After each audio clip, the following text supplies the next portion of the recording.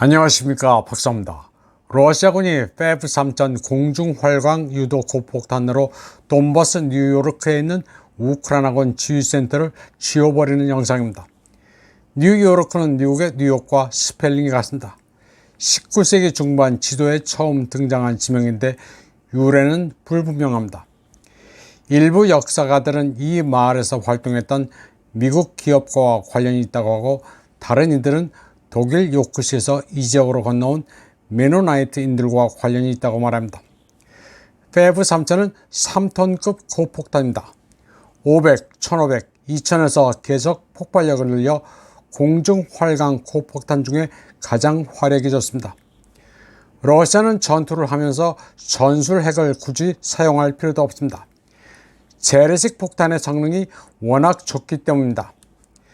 일부 러시아 텔레그램에 따르면 유도 모듈을 장착한 페브-3천은 우크라이나 지휘본부에 떨어져 최소 60명이 그 자리에서 사라지고 차량 넉 대가 파괴됐습니다.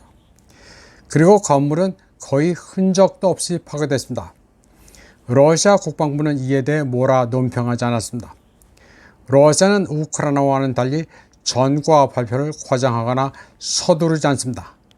시간이 지나면 다들 알겠거니 하는 스타일입니다. 페브-3천 폭탄은 가장 강력한 요소에도 파괴할 수 있으며 신기술 덕분에 표적을 높은 정확도로 파괴합니다. 서방 전문가들도 튀어나오는 날개와 위성 항법 장치로 업그레이드된 페브-3천의 위력을 알고 있습니다. 군사 전문지 디펜스 뉴스는 현재 우크라이나는 페브-3천에 대한 대응 수단이 거의 없다고 말했습니다. 지난 몇 달 동안 러시아군은 돈바스에서 꾸준히 진군해 왔습니다. 그러나 속도는 내지 않습니다. 하리코프도 목전했지만 주변부를 타격하면서 키예프군의 진을 빼고 있습니다. 우크라이나군이 국경 부근 러시아 도시의 민간 인프라를 일상적으로 포격하자 완충 지역 확보에 중점을 두면서 돈바스의 키예프군을 체계적으로 제거하고 있습니다. 젤렌스키는 러시아가 최근 800발에 달하는 공중유도 폭탄을 사용했다면서 집단 서방에 방공 무기를 달라고 아우성입니다. 한편 타임즈 오브 인디아는 류아 노보시스를 인용해 러시아가 미제 에이테킴스의 유도 시스템을 손상이 없는 완전체 형태로 획득했다고 보도했습니다. 그리고 이를 연구해 대응 요령을 개발하기 시작했다고 전했습니다. 에이테킴스의 기술적 특징은 이미 러시아로 넘어갔습니다. 러시아 퇴역대령 빅토르 립토키는 지대공 미사일을 더욱 정교하게 조정할 것이며 전자전 시스템도 에이테킴스 대항에 맞추게 될 것이라고 설명했습니다. 한편 러시아 국방부는 성명을 통해 도네츠크 노보포크롭스코의 마을이 해방됐다고 밝혔습니다. 노보포크롭스코에는 중앙군구의 적극적인 작전으로 탈환됐으며, 이는 러시아군이 이 지역에서 전술적 위치를 개선하게 해줬다고 러시아 국방부는 설명했습니다. 도네츠크의 다른 곳에서는 러시아군이 예프게노프카, 노브고로드스코예, 지모페예프카, 소콜, 또레츠크 등에서도 키예프군의 패배를 안겼다고 보고 있습니다. 러시아군은 5차례에 걸친 키예프군의 반격을 격퇴했습니다. 우크라이나군은 도네츠크에서만 24시간 동안 405명의 병력을 잃었고, 브래들리 보병 전투차, 맥스프로 장갑차, M777 곡사포 등 여러 장비를 상실했습니다. 다음 소식입니다. 이제 또다시 재미있는 뉴스의 향연이 시작됐습니다. 러시아의 무기 고갈이 임박해 인해 전술로 버티고 있다는 뉴스원의 리포팅입니다. 전쟁 장기화로 러시아군이 무기 고갈을 우려하는 와중에 최근 전장에서 하루 평균 1,000명 이상의 사상자를 내고 있다는 분석이 나왔다고 합니다.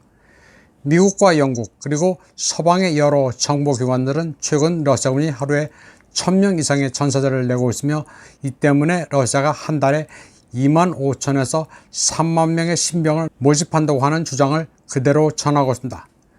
그리고 러시아군이 무기가 고갈되면서 인해 전술을 고집한다고 보도했습니다. 그러면서 스위스 쥐리히 연방공과대학의 마르쿠스 코이프 교수를 인용해 서방이 무기를 계속 생산해 키예프를 지원하면 올해 말이나 내년 초부터 힘의 균형이 조금씩 바뀔 것이라고 주장했습니다.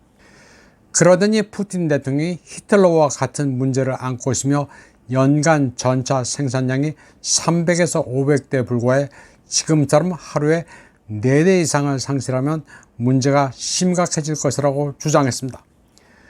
뉴스원은 네덜란드 군사정보 사이트 오릭스를 인용해 러시아는 지금까지 전차 3,180대를 포함해 모두 16,673점의 군사장비를 잃었다고 주장했습니다. 그런데 집단 서방과 키예프는 소설을 쓰면서 서로 입을 맞추지도 않습니다.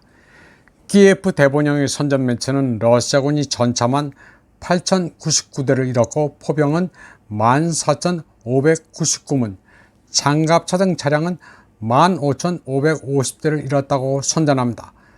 거짓말을 아주 성의 없게 하고 있습니다.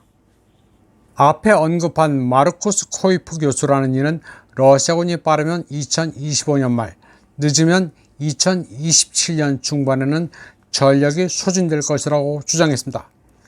앞으로 또 러시아군이 무기가 없어 삽을 들고 우라를 외치며 인해 전술로 돌격할 것이라는 소설들을 또 쓰게 생겼습니다. 국방 시큐리티 파리들이 또 대목을 만날 것 같은데 속으실 분은 계속 속기를 바랍니다. 이번 방송은 여기까지 하겠습니다. 시청해주신 여러분 감사합니다.